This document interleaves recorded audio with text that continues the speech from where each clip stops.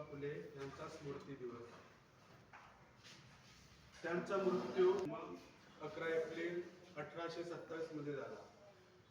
ते वंचित, बहुजन, शोषित, पीडित यांच्यासाठी आयुष्यभर लढले. अपंग मुलांना शिक्षण दिलं, विधवा महिलांना त्यांनी सहारा दिला, शिक्षण दिलं. त्याचबरोबर त्यांनी 1848 ते 1852 मध्ये 18 शाळा ओपन केल्या पुण्यामध्ये आणि शिक्षणाचा गाडा पुढे नेला.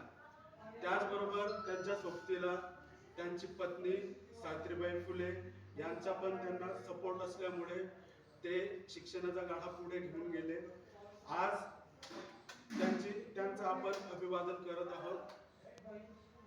त्याचबरोबर महात्मा फुलेचा जर आपण विचार केला तर त्यांचं खूप मोठं कार्य आहे.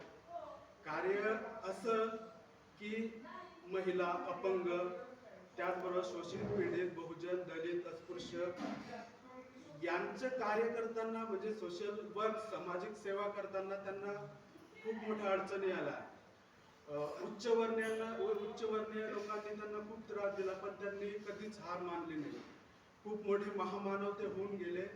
आज आपण त्याचं अभिवादन करू आणि त्यांचे विचार आणि त्यांनी सांगितलेल्या मार्गावर आपण नेहमी चालायलाच पाहिजे. आज आपल्या शाळेचं नाव का दिलेलं आहे त्याच्या मागचा उद्देश आपले फाउंडर यांनी केला असेलच, कारण त्यांचं खूप मोठं कार्य आहे.